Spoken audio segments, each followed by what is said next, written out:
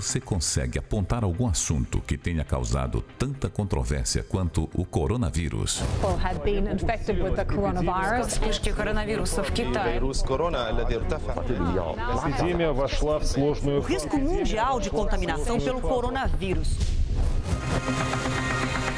Mas o que agrava essa turbulência no mundo todo? A velocidade de propagação do vírus ou a velocidade de propagação de notícias, de informações distorcidas e boatos? Nessa confusão, oportunistas com interesses políticos e econômicos aproveitam para agir no Brasil e no mundo todo.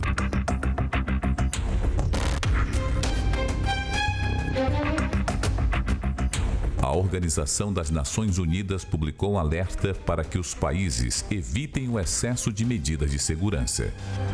O texto da ONU diz que as restrições devem ser adotadas por motivos legítimos de saúde pública e não devem ser usadas simplesmente para combater a dissidência. Na Hungria, por exemplo, o primeiro-ministro Viktor Orbán tenta manter o estado de emergência indefinidamente, o que lhe daria o poder de suspender leis e governar por decretos. O parlamento do país tem conseguido barrar as intenções do primeiro-ministro. Nos Estados Unidos, foi o Departamento de Justiça quem tentou tirar proveito da situação. Ele pediu ao Congresso autorização para que, durante a quarentena, juízes possam prender pessoas indefinidamente e sem julgamento. Segundo a ONU, os excessos são uma ameaça à democracia. E no Brasil, qual é a situação? O coronavírus está causando uma crise política, com reflexos graves na economia, que atingem a população mais pobre. Grande parte também é vítima de decisões que impedem a busca de ajuda espiritual nas igrejas. Para a população mais humilde, fica difícil até de saber qual decisão, lei ou decreto está em vigor. Em cada cidade brasileira, havia uma decisão diferente. Em São Paulo, o Ministério Público conseguiu uma liminar judicial que recomendou ao governo do estado e à prefeitura da capital o decreto para fechar igrejas e centros comerciais. Depois, um decreto do presidente da República, Jair Bolsonaro, considerou essencial o funcionamento das igrejas. Foram autorizadas a manter as portas abertas para que os fiéis possam fazer suas preces, desde que cumpram as recomendações do Ministério da Saúde. Aí veio a decisão da Justiça Federal do município de Duque de Caxias, na Baixada Fluminense, que passou a vigorar em todo o Brasil. O juiz Márcio Santoro suspendeu a decisão do presidente Jair Bolsonaro, que incluía igrejas e casas lotéricas como serviços essenciais e que poderiam ficar abertas durante a quarentena. Muitos templos se adequaram para evitar aglomerações, mas surgiram os oportunistas. Alguns prefeitos proibiram a abertura dos templos em seus municípios. Agora estão mantidas. A Prefeitura de Registro, interior de São Paulo, ameaçou multar em até R$10 mil igrejas e líderes religiosos que descumprissem o decreto municipal. E em Caraguatatuba, litoral norte de São Paulo, o prefeito José Pereira Júnior manteve o decreto que igrejas fiquem de portas fechadas, sem reuniões e missas. O excesso de medidas de segurança que a ONU pediu para evitar pode trazer mais efeitos nocivos à população. Sexta-feira, o ministro da Economia, Paulo Guedes, fez um alerta. Se a economia for desorganizada, o Brasil vai sofrer a pior crise de todos os tempos. Na sua opinião, está havendo oportunismo político na onda do coronavírus? Saiba agora, no Entre Linhas.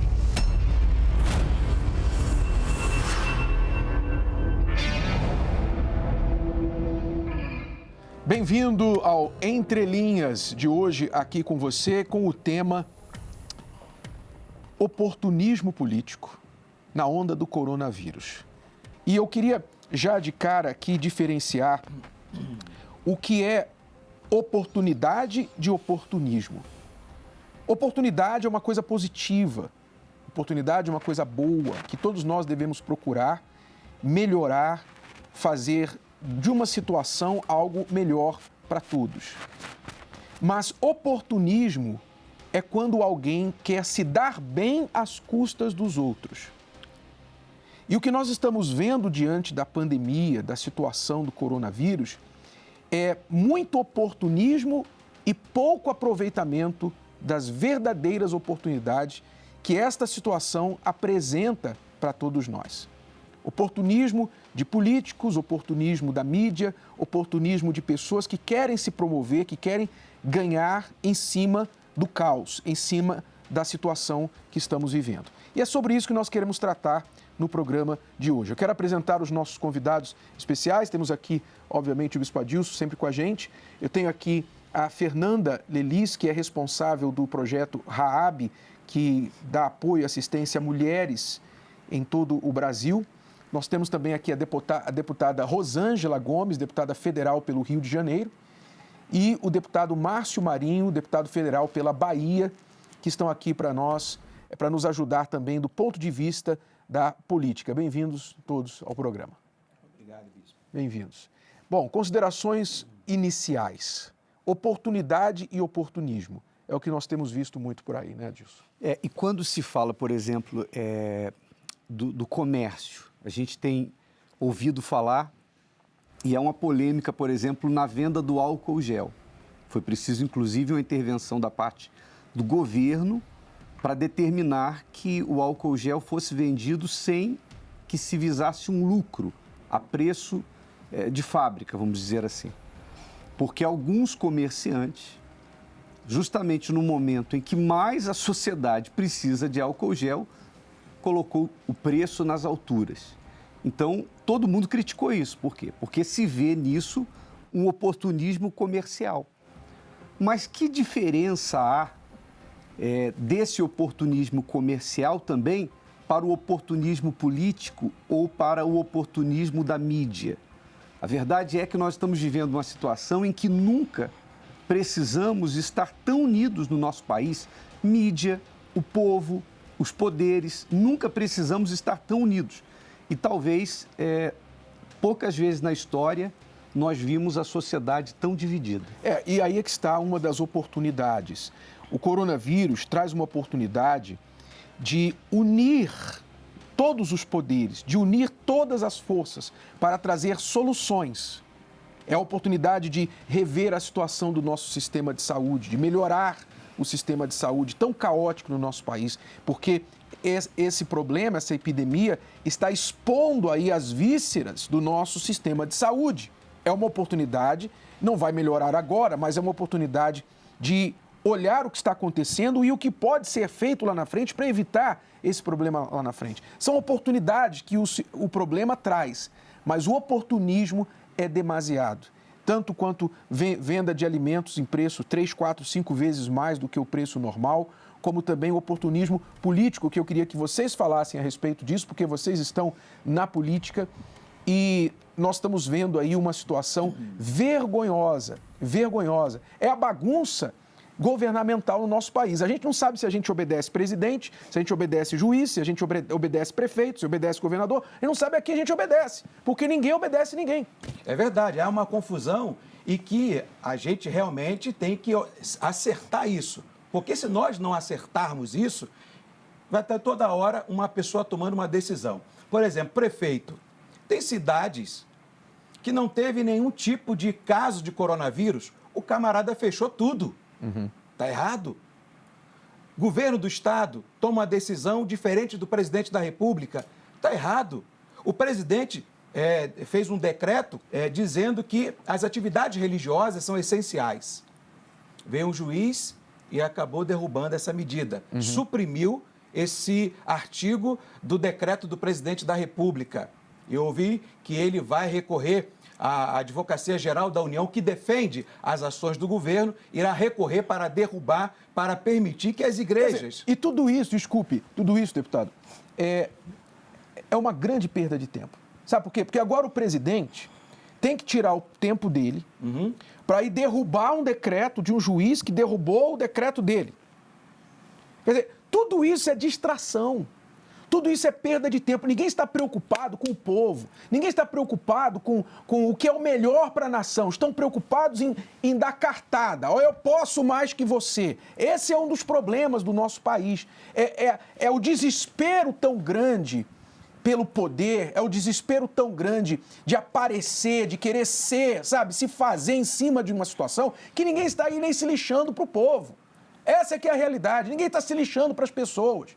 Porque as pessoas estão passando, especialmente os mais pobres, porque vamos falar da verdade aqui. Normalmente quem paga a conta, quem paga o pato é o pobre. É verdade, Bispo Bernardo. Com todo o respeito que tem à Organização Mundial de Saúde, com todo o respeito que tem ao ministro Mandetta, a quem trabalhei 4 anos na Comissão de Seguridade, Justiça e Social, eu sei que ele é um ministro aplicado, mas esse plano, ao meu ver, Bispo, mais à frente, ele irá colapsar. Porque nós temos aqui um plano de isolamento social, né, de quarentena, para as classes A, B e C.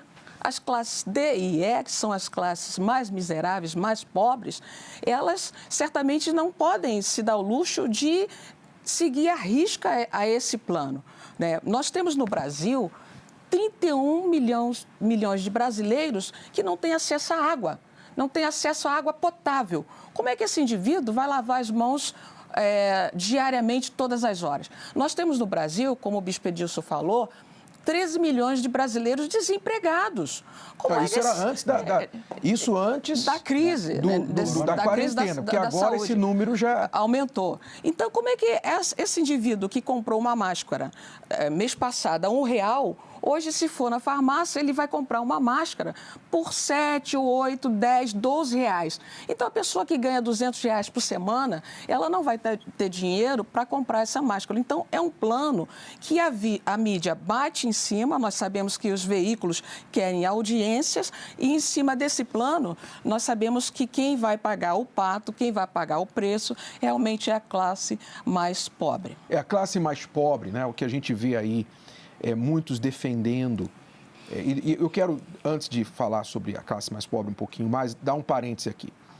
Nós não estamos aqui discordando de que há uma necessidade de distanciamento social, até mesmo de ficar em casa, sempre que a pessoa puder ficar, para evitar o alastramento rápido do vírus. Nós concordamos com tudo isso, nós concordamos.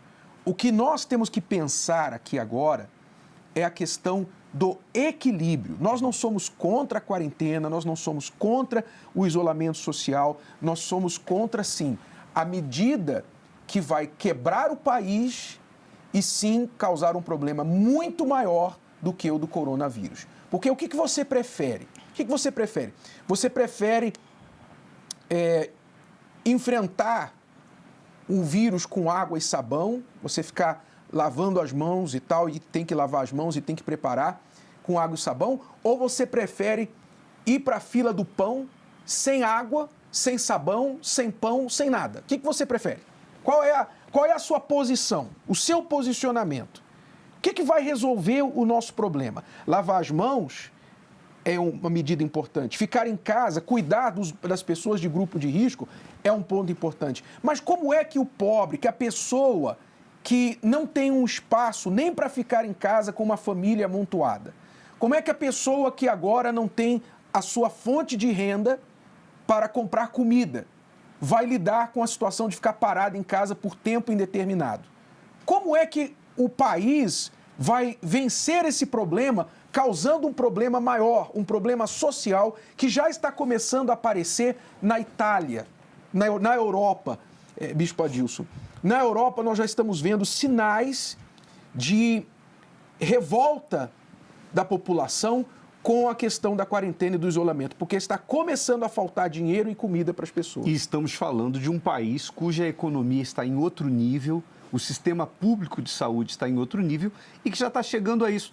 E a verdade é que não precisa ser economista para você saber que, pelo andar da carruagem, vai ter uma quebradeira, vai ter desemprego. Então, o que nós queremos colocar aqui? É que nós não podemos ir nem para um extremo e nem para o outro. Porque o que nós estamos vendo hoje é que a opinião pública e a sociedade estão divididas em dois polos. Um defendendo que tem que haver um fechamento total de tudo, que as pessoas têm que ficar enclausuradas dentro de casa, e outros defendendo que tem que sair, tem que abrir tudo, Mas a verdade é que tem que ter um equilíbrio, porque não adianta a gente tentar resolver um problema de saúde pública e criar um problema muito maior de desemprego, de fome, de quebradeira, que vai resultar em violência.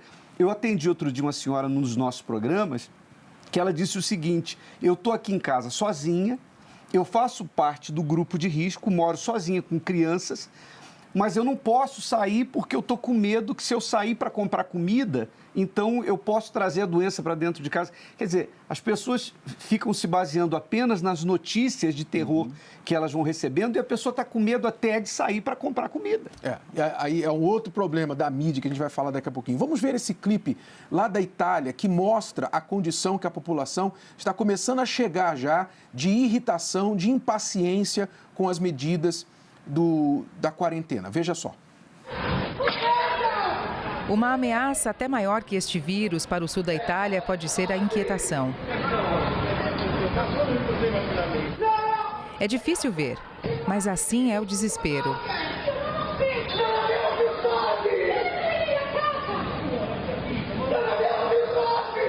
Este homem está gritando com a polícia, dizendo que ele e sua família estão sem dinheiro. Sua mãe, que está chorando, implora para que eles fossem para casa, para que ela pudesse mostrar que eles não têm comida. Uma foto também surgiu de um supermercado na Sicília. A polícia foi chamada para manter ordem depois que pessoas vieram para roubar comida. Já 15 giorni, 20 giorni circa che stiamo dentro e siamo alla frutta. Este pai postou um vídeo para o primeiro-ministro mostrando sua filha comendo um pedaço de pão e está sendo compartilhado pelo país inteiro. Se, come minha filha, altri bambini fra qualche giorno non riescono a mangiare sto pezzo di pane, sia tranquillo che lei non se ne sta a casa senza rimorso, perché facciamo la rivoluzione. O primeiro-ministro tem disponibilizado 25 bilhões de euros para famílias e negócios afetados pelo lockdown. Alguns ainda estão esperando por essa ajuda.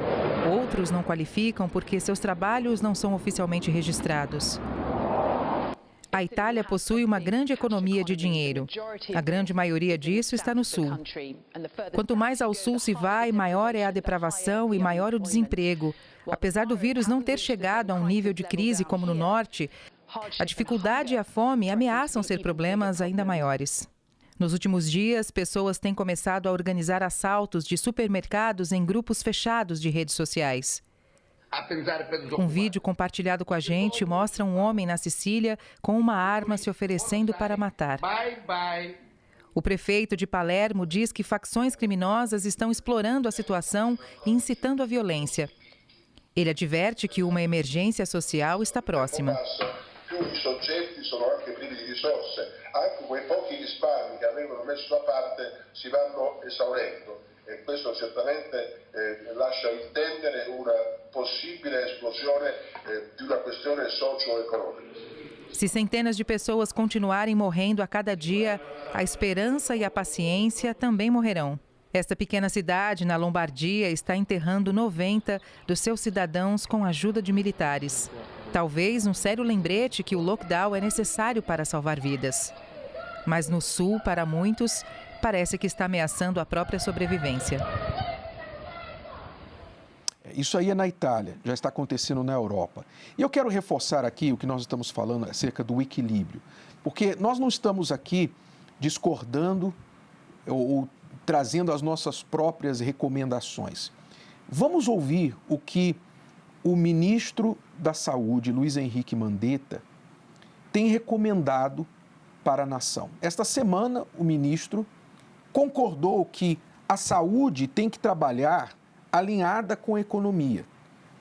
O ministro concordou que houve uma precipitação no nível de medidas tomadas por alguns governadores, ou a maioria dos governadores, trazendo para seus estados e cidades um fechamento, um lockdown, às vezes extremo, e que está impactando, inclusive, já a saúde, já está impactando a saúde. Está impactando a chegada de medicamentos, está impactando o movimento de médicos, de enfermeiros, de profissionais da saúde, já está impactando esse lockdown, já está impactando a saúde por causa da paralisação. Então, o próprio ministro da Saúde defende uma medida coordenada entre o Ministério da Saúde e o Ministério da Economia para que juntos nós possamos resolver o problema, ou seja, medidas equilibradas.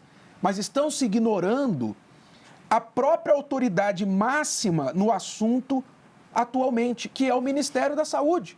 O Ministério da Saúde está recomendando, sim, um isolamento pontual nos lugares de foco, nos lugares de risco, onde está havendo mais casos, mas não uma quarentena generalizada que é insustentável a médio e longo prazo para o nosso país. Isso é recomendação do ministro da Saúde. Vamos ouvir aí o que ele falou, por favor.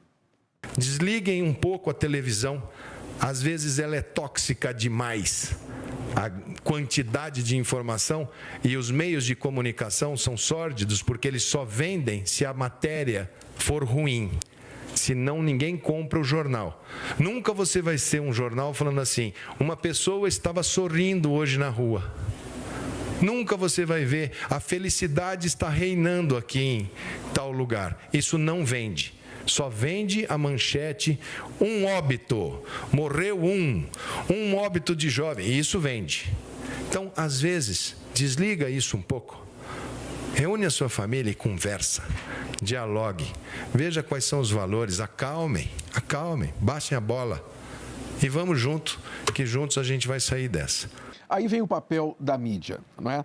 Porque nós estamos falando de uma pandemia, uma epidemia, e existe também a infodemia. O que é a infodemia? É a disseminação de informações que geram pânico, que geram atitudes adversas, como, por exemplo, o medo de sair de casa e ir no supermercado, porque vai se contaminar, a informação que gera fake news, que gera a compra impulsiva de papel higiênico, de comida esvaziando as prateleiras dos supermercados, então causando uma situação que não precisava, era desnecessário. O papel da mídia, que era o papel de, supostamente, informar as pessoas, educar as pessoas, minorar, ser aliada do governo para beneficiar a população. Não. O que você vê na mídia hoje em dia? O que você vê? Você vê a mídia batendo no governo o tempo todo. Batendo, é o presidente que apanha. Se o ministro da Saúde fala alguma coisa que discorda do presidente, eles batem no ministro da Saúde. Eles querem bagunçar, eles querem o caos. Há quem queira o caos no nosso país. Alguém tem que falar isso. E essa é a verdade. Há quem queira o caos do nosso país. Não está interessado em ajudar o povo, não está preocupado com vida de pessoas, porque se estivesse preocupado com vida, vamos falar agora de vida. Tá? Porque as pessoas falam assim, não, mas as pessoas estão morrendo e tal. Sempre morreu gente, sempre morre gente.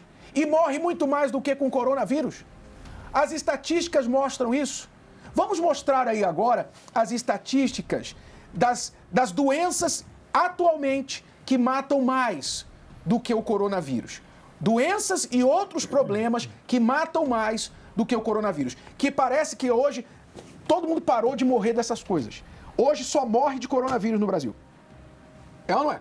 Não se morre mais de assassinato, acabaram os assassinatos, acabaram os roubos, acabaram morte de câncer, acabaram...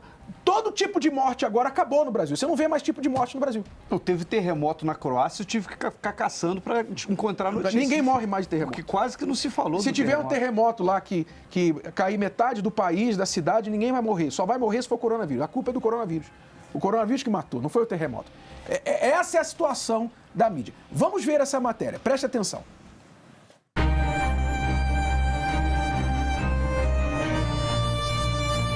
longo da história, a humanidade já sofreu com diversas epidemias, propagadas por vírus, bactérias ou outros micro-organismos.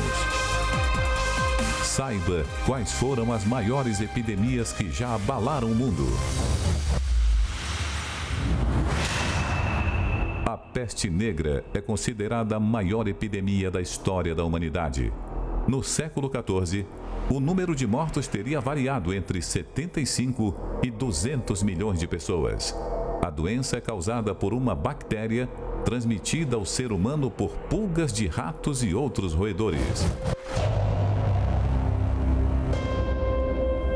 Entre janeiro de 1918 e dezembro de 1920, a gripe espanhola matou pelo menos 50 milhões de pessoas. A gripe espanhola recebeu esse nome porque a imprensa da Espanha noticiou que, mesmo depois da Primeira Guerra Mundial ter acabado, a população civil estava adoecendo e morrendo em números alarmantes. A tuberculose foi uma das primeiras epidemias a atingir a humanidade. Ela é conhecida desde a antiguidade e transmitida de pessoa para pessoa através das vias respiratórias. Ainda hoje, continua a fazer grande número de vítimas fatais. Só em 2018, 1,5 milhão de pessoas morreram.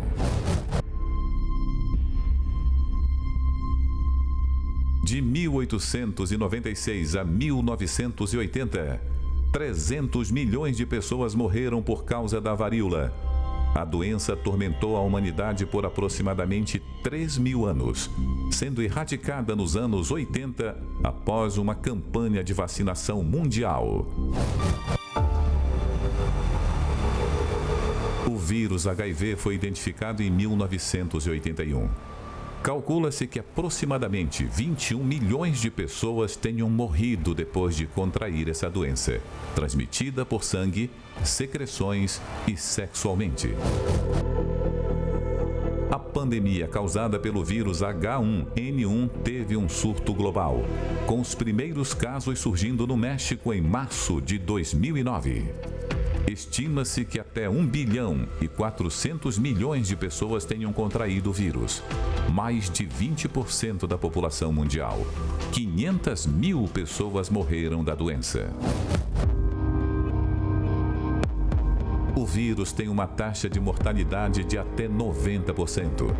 Ele é adquirido através de contato com o sangue ou outras secreções corporais de alguém infectado, seja ser humano ou animal.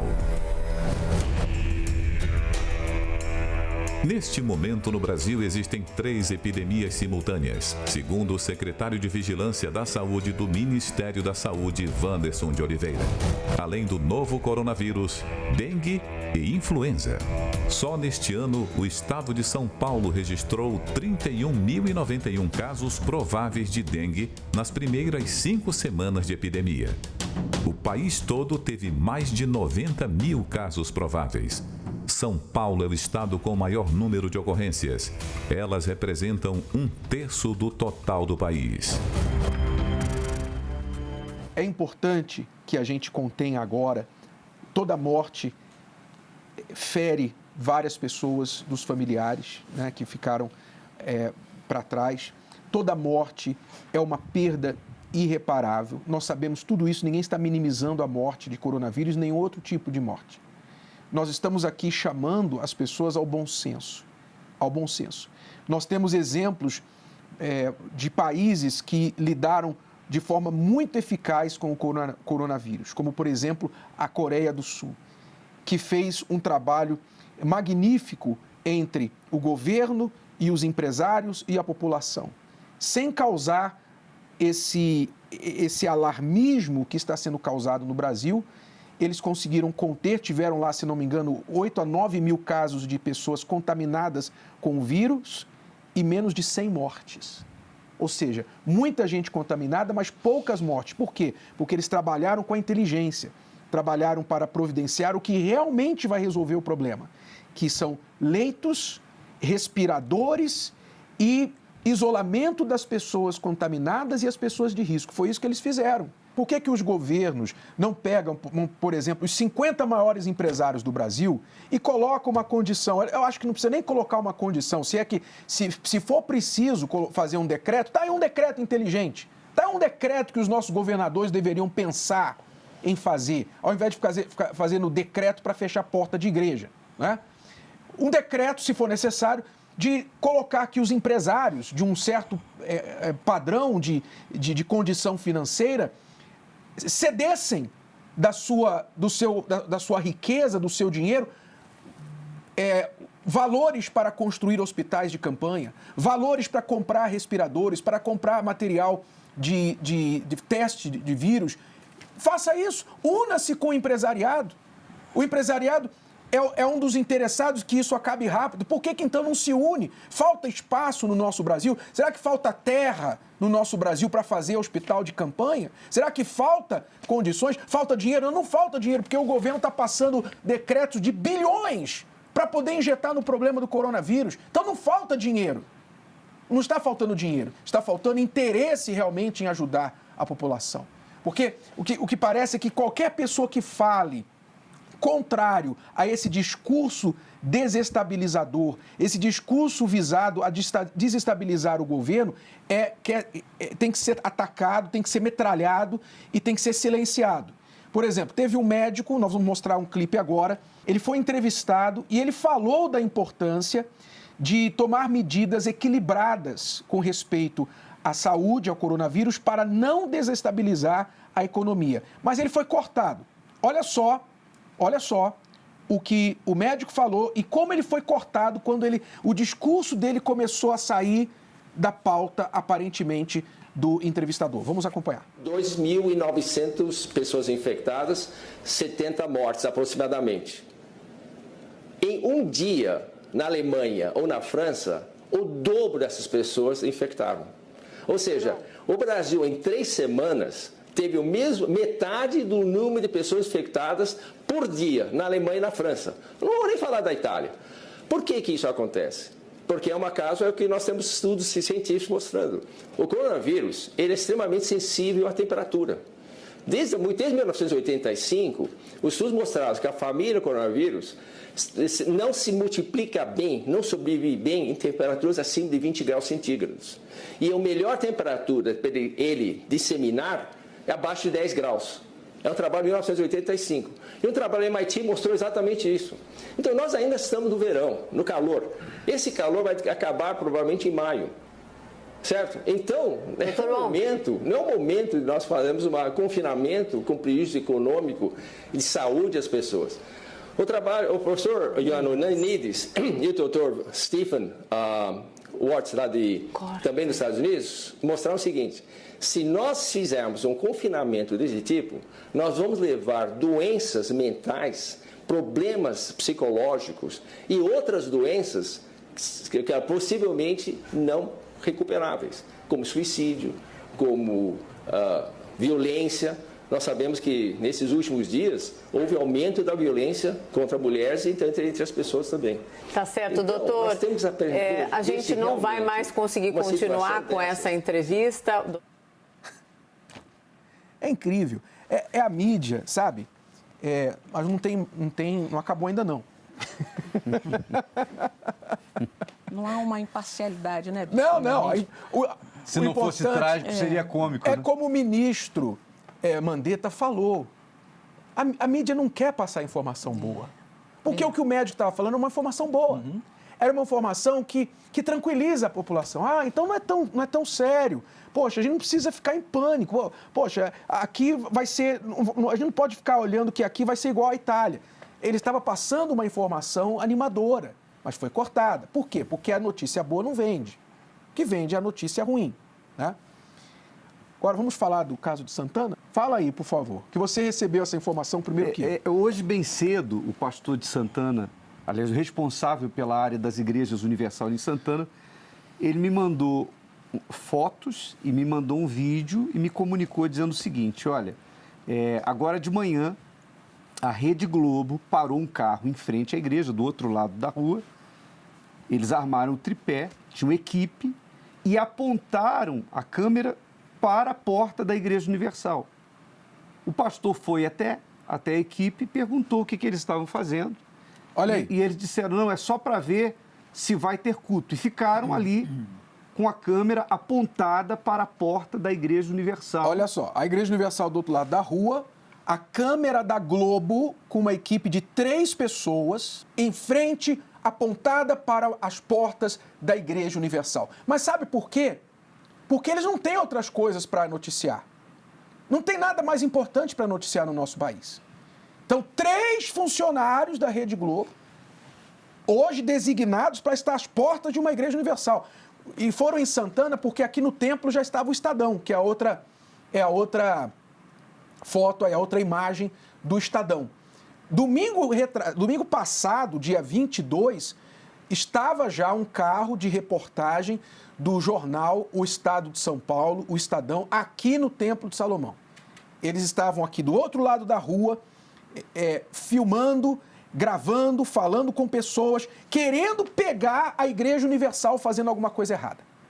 Graças a Deus não pegaram nada, porque nós não estamos fazendo nada de errado. Mas está aí, o carro da reportagem, mais 3 pessoas, o Estado de São Paulo, isso aí aqui no Templo de Salomão, domingo dia 22 e domingo dia 29. Eu queria saber se a Rede Globo estava lá quando nós fizemos esta ação que você vai ver agora. Eu queria saber se a Rede Globo quer mandar uma equipe de 3 pessoas para filmar ações como esta que você vai ver agora.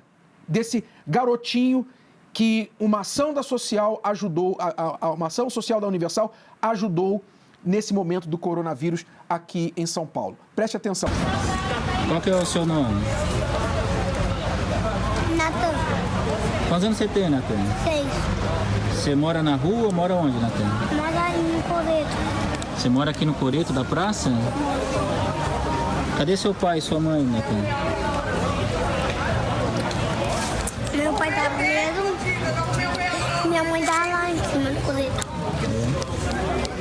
E você está gostando da comida aí que você recebeu aqui no trabalho? Você já tinha comido hoje já? Não. Desde manhã que você não comeu nada? Essa é a primeira refeição de hoje? Tá gostosa? Eu não sei se você conseguiu ouvir direito, esse garoto aí que deve ter uns 6 anos, mais ou menos, dorme no coreto da praça, uma praça aqui em Guarulhos, com a sua mãe. Não tinha comido nada hoje, você deve ter percebido que já era noite. Não tinha comido nada. E o seu pai está preso. A Universal estava ali para ajudar ele, sua mãe e muitos outros moradores de rua. Eu queria, Rede Globo, saber onde estavam as suas câmeras nesse momento. Onde estavam as suas câmeras? Não é falta de câmera, né? Não é falta de pessoal disponível. Onde estavam as suas câmeras? E falando de problemas sociais, você tocou, Rosângela, deputada, e o doutor Wang ali também falou que o índice de a violência doméstica já está se reportando, um aumento de violência doméstica como uma das consequências do isolamento social, da quarentena, que as pessoas estão ficando em casa. Mulheres que são vítimas de violência doméstica agora estão com um risco maior, sem poder fazer nada, porque estão ali ao lado dos seus agressores. Fale um pouquinho, porque lá no Rio de Janeiro que veio essa estatística inicialmente. É verdade, Bispo.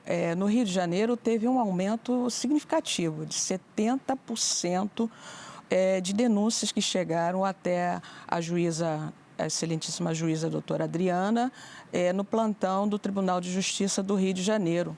Mas esses dados, Bispo, eles se reportam à capital carioca, Fluminense e Niterói.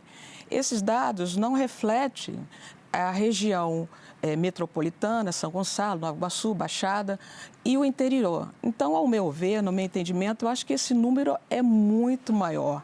Porque a mulher que é vitimada, que sofre agressão lá em Seropédica, Japeri, ela não dispõe naquele momento de condução, uma van, um ônibus. Houve a redução de trens, de horários, pegar a condução e ir até o Rio de Janeiro para fazer o registro. Então, esse número, na verdade, pode ser maior do que 70%.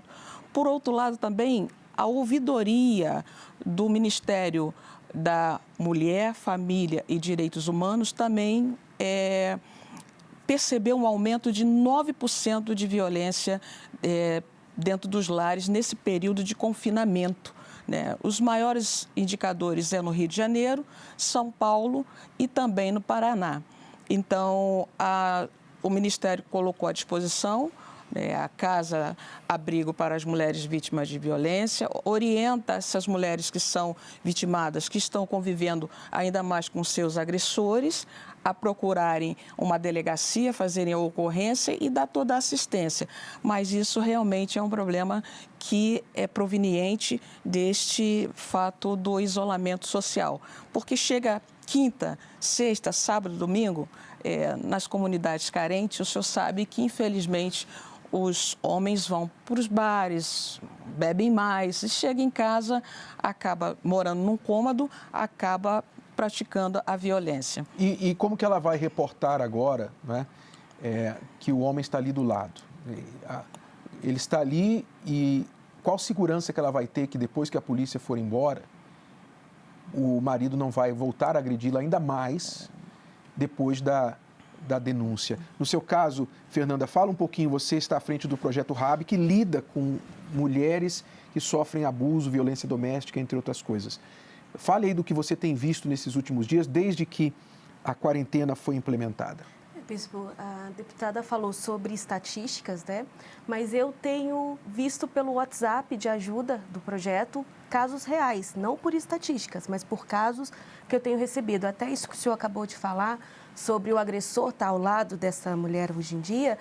Tem mulheres querendo tirar denúncias antigas porque esse agressor está dentro de casa. Ela não tem uma medida protetiva, ela não tem como estar longe e procurar ajuda da família, porque é muito bom se isolar se você tem uma casa muito grande, mas e mulheres que moram dentro de um cômodo com marido, filhos, mãe, todo mundo ali dentro e não tem para onde correr, né? Então, a gente tem recebido no WhatsApp do projeto que, infelizmente, hoje está tendo que ser uma ajuda limitada, porque a gente não pode trazer essa mulher aqui para dar uma ajuda mais pessoal a ela, porque muitas delas a gente já encaminhou, levou aos lugares que elas precisam pedir ajuda, esses órgãos públicos, né? E hoje em dia a gente está tendo que tentar ajudar por WhatsApp, né? Pedir ali a ela calma, muitas vezes tentar gerenciar aquela crise, porque o marido já está nervoso, potencializou aquela violência que já existia. Então, tem sido, sim, infelizmente, é uma notícia que eu não gostaria de dar, porque a gente trabalha para diminuir isso, não para aumentar, mas realmente tem aumentado bastante. Eu tenho casos, claro, a gente não fala por causa do sigilo, a gente não mostra as mensagens, mas eu tenho várias mensagens aqui comigo de pessoas que estão precisando, sim, de ajuda, de mulheres que não sabem o que fazer, né? Então, a gente hoje em dia encaminha para a advogada do projeto, para a assistente social, para que elas possam orientar da maneira que elas consigam através do telefone. Fora aquelas que, como o senhor estava falando aí, das ações sociais, a gente tem precisado ir dar uma cesta básica, precisado ir na casa dela para entregar alguma ajuda, porque até isso elas não têm tido. Pois é, aí a gente pergunta, né? Onde é que estão os juízes para lidar com esses casos? Qual é o tempo do juiz? O juiz tem tempo para fazer decreto, para cancelar o decreto do presidente. Mas cadê o juiz para cumprir a lei de proteção às mulheres, as ordens protetivas? Onde está a polícia? Não é? Tem polícia sobrando. Nós tivemos aí um vídeo que mostrou 5 viaturas de polícia na porta de uma igreja universal. Onde foi isso? Ceará. No Ceará. 5 viaturas de polícia na porta de uma igreja universal. 5. Mas não tem polícia para proteger a mulher que está sendo agredida do marido em casa. Pense por você mesmo. Use a sua inteligência. Algumas pessoas estão perguntando aí, Bispo Adilson, o que a Universal está fazendo nessa Pode altura? falar, posso falar o nome aqui. Pode falar. O Gilberto Aurino da Silva, ele diz assim: oportunismo das igrejas. O que a Igreja Universal do Reino de Deus está fazendo para ajudar os necessitados? E a Josiane Inácio diz: por que vocês não ajudam o próximo? Agora é a hora. Pois é. Então vamos ver aí o que a Universal está fazendo. Nós ficamos um pouco constrangidos de mostrar isso, honestamente.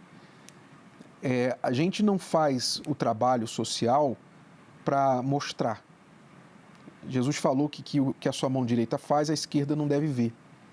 Então, você não vê normalmente nas nossas programações um apelo muito grande, um espaço muito grande para divulgar obras sociais. Embora tenham dezenas de projetos. Né? Muitas. A Fernanda aqui é uma delas.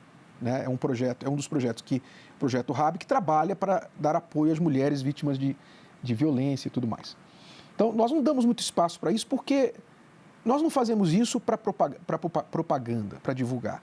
Nós fazemos isso porque é obrigação cristã. É obrigação cristã. Mas as pessoas, obviamente, que normalmente não fazem nada, né, não mexem um dedo pelo pobre necessitado, usam esse dedo para apontar para a Igreja Universal. Bom, vamos ver aí então. Desculpe, eu falo novamente com constrangimento. A gente fica constrangido de mostrar essas coisas. Mas vamos ver aí um pouquinho do trabalho da obra social da Igreja Universal. O Unisocial está chegando aqui na casa da Edmara. Edmara, você mora aqui, você, o seu esposo... E meus 2 filhos. Seus 2 filhos. Olha só como é que tá o armário aqui da Edmara. Vazio, né, Edmara? Isso, justamente. Quanto tempo não tem um arroz, não vê aqui o seu armário cheio, Edmara? É muito raro ter isso. Às vezes meu filho pede, às vezes não tem, às vezes assim... Dói ver o filho pedindo, como você falou assim, um danoninho, um alimento e não ter pra dar? Dói muito.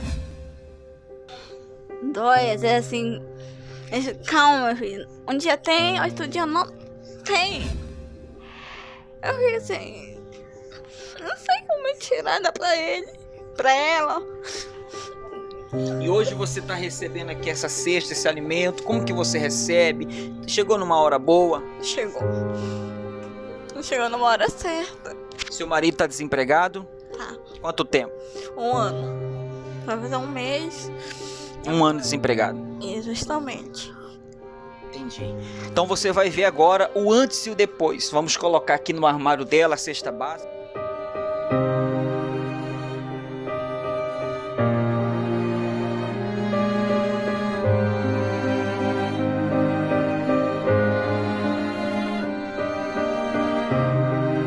Eu queria convidar você que está aí agora assistindo esse vídeo e foi tocado pelo Espírito Santo para você trazer uma cesta básica, um alimento para fazer chegar a uma outra família. Que Deus abençoe a sua vida. O Unisocial é o braço social da Igreja Universal que trabalha para levar ajuda onde ela é mais necessária no momento que estiver acontecendo. Ou seja, nesse momento do coronavírus, nós temos levado cestas básicas às pessoas mais carentes. Nós temos, quando existem catástrofes naturais como enchentes, acontecem, nós vamos lá socorrer, ajudar, prestar assistência aos bombeiros, aos socorristas, às vítimas e várias outras ações. Estamos aqui com o Bispo Leandro Zangarini, que está à frente do trabalho da IVG e do Unisocial. E fale mais um pouquinho sobre algumas ações que estão acontecendo nesse momento que a Universal está fazendo. De vários projetos, Bispo Renato, que nós temos realizado, tem 3 projetos que nós intensificamos nessa época de pandemia. Esse mês de março, só o Unisocial, nós distribuímos às comunidades 50 toneladas de alimentos. Só esses últimos dias? Só em março. Bicho. Só em mês de março? Somente 50 toneladas. Globo! Isso Globo. A Globo não mostra. Globo, alguém manda para a Globo? Alguém pode mandar para a Globo? Por favor? 50 toneladas de alimentos que chegaram às pessoas mais carentes pelo trabalho Unisocial da Igreja Universal. Nessa última semana, que se intensificou o isolamento das pessoas, nós conseguimos realizar atendimentos nas casas. A gente teve que ir aos lares, porque a gente não consegue receber mais, fazer aquele trabalho comunitário para não causar aglomeração. Então, só indo nas casas, como dessa senhora, a história dessa senhora é muito forte, 71 anos, há 1 mês, passando fome e há 2 dias quase sem se alimentar. Não tem áudio disso aí, não? Tem a matéria completa. Bota o início aí. Bota e vamos ver. Agora, tô passando fome. Sério? Nós recebemos uma informação que é uma senhora que precisa de ajuda.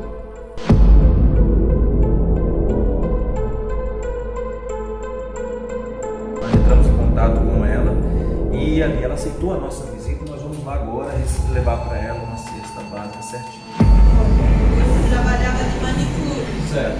E eu ganhava, eu fazia pé, mão, né? Certo. E eu ganhava um dinheirinho. As pessoas clientes vinham até a senhora? Não, eu ia na casa das clientes. Ah, isso aí. Eu ia. E depois elas não quiseram mais, eu fiquei... Quantos anos a senhora tem? 71. Então até pelo fato do momento que nós estamos vivendo, a senhora também não pode entrar em contato. Não posso sair, tô amarrada aqui, né? Olha, eu tô passando fome, acho que um mês, pego de um, pego de outro. Vem, sabe, eu tô como um cachorrinho que pega do chão. E ontem a senhora se alimentou? Não. Hoje também não? Não. Então esse aqui vem embora? Nossa, o Senhor Jesus é maravilhoso e vocês também. Muito obrigada. Nós estamos aqui para ajudar. Tá bom, Daniela? Muito, muito, muito. A gente vai ficar mantendo contato com a senhora. Ai, por favor. Vou ficar ligando para a senhora para saber como é que tá a senhora tá bom? Muito obrigada, eu sei agradeço. Mas isso aqui vai estar em boas mãos. Ai, muito obrigada. Então, esse foi mais um caso. Então, as pessoas estão recebendo, nós estamos levando lá até a casa das pessoas o alimento. 10 mil casas, 10 mil lares já receberam as visitas dos voluntários da Igreja Universal, recebendo cestas básicas, kit de higiene pessoal. Em alguns a gente consegue levar até o álcool em gel. Fora esse trabalho, esse projeto, Bispo, eu gostaria... Que não custa R$500 não, né? Não, de forma alguma, é gratuito. Não, só para avisar, porque essa ainda fake tem news, gente acreditando nessa informação. Essa fake news rolou por aí, é importante falar que isso é fake news. A Igreja Universal não está vendendo álcool gel, está dando álcool gel, em alguns casos, para as pessoas. Inclusive, essa senhora não teve o trecho, não deu para colocar na matéria, mas ela se emociona na hora que o pastor mostra que ela está recebendo álcool em gel.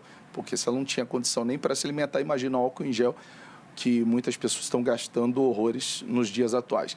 Mas outros trabalhos, Bispo, como o Unisocial, que a gente está atendendo as pessoas carentes, as pessoas que estão sem condição nenhuma.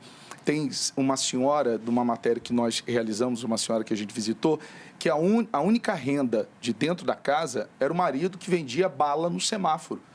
E com essa questão do isolamento, eles ficaram sem condição nenhuma. Ela estava ali comendo, quando o pastor chegou ali na hora com assistência para ela estava ali comendo repolho com pimenta. Era a única comida para ela, para o esposo e 2 crianças. E nós já chegamos a 10 mil lares e queremos, é claro, poder ajudar mais. É claro, a gente quer ajudar mais e a gente pede também ajuda às pessoas que podem. Você que pode doar, fazer uma doação de alimento não perecível, itens de higiene básicos. Você pode fazer chegar essa sua doação a uma Universal. Se você chegar ali, entregar o alimento, entregar o item de higiene para o pastor, nós vamos montar as cestas básicas e vamos levar, fazer chegar às pessoas mais carentes de todo o Brasil. Claro, a gente não pode fazer para todos, gostaríamos de fazer para todo mundo, mas aonde a gente puder, nós vamos fazer chegar. E você pode fazer chegar a sua ajuda. Você pode trazer aqui no Templo de Salomão, você pode levar aí, qualquer parte do Brasil, levar esse donativo de alimento.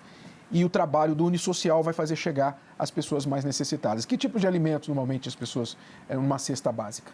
Os principais alimentos, arroz, feijão, macarrão, também é bom uma proteína. Às vezes a gente pede para a pessoa colocar uma lata de sardinha para a pessoa se alimentar. Onde tem crianças, biscoito doce ou biscoito salgado são os principais alimentos. É claro que a cesta básica acaba levando café, açúcar, sal, também para a pessoa poder até cozinhar os alimentos. Tem também um kit de higiene pessoal, que a gente também pede, porque se a pessoa não tem alimento, também não tem como comprar um kit de higiene pessoal. Bispo, eu gostaria também, se for possível, falar também sobre 2 outros projetos, fora esse é só Unisocial, que nós realizamos isso, que é o Anjo da Madrugada. Porque o morador de rua, nessa época do isolamento, ele continua na rua. Ele continua sem a condição, ele continua sem o trabalho e agora pior, porque antes ele pedia ajuda e ainda tinha pessoas na rua para poder ajudar. E não tem. E toda semana nós temos em todo o país esse projeto Anjo da Madrugada, levando refeição. Aqui no Templo de Salomão nós levamos até agora a carretinha com banho do bem para todos, levando o corte de cabelo. Ali ele faz a barba, ele faz a refeição, recebe uma oração, recebe uma palavra de fé, de ânimo, porque muitos se desesperam também nessa hora sem saber realmente o que está acontecendo, porque não tem acesso à informação. E o outro projeto que agora a gente intensificou também nesses dias, principalmente neste sábado, dia 28, nós começamos, em parceria com a Polícia Rodoviária Federal, que tem o Siga Bem Caminhoneiro. Eles têm uma campanha todo ano, né, Bispo Márcio, sobre fazendo atendimento aos caminhoneiros. E eles buscaram a Universal para nós podemos dar essa ajuda a eles. Qual tipo de ajuda? E como que nós estamos fazendo isso? São 150 postos da Polícia Rodoviária Federal em todo o país. Nós temos agora voluntários desde o sábado, dia 28 até o dia 11 de abril. Vão ser 15 dias. Nós vamos levar marmitex, kit de higiene pessoal, suco e também a palavra de fé aos caminhoneiros. Aí um policial rodoviário federal... Essas são algumas imagens aí. Olha só, pode ampliar a imagem, por favor. Então, esse é um posto rodoviário onde voluntários da Universal estão doando aos caminhoneiros kit de higiene, marmitex...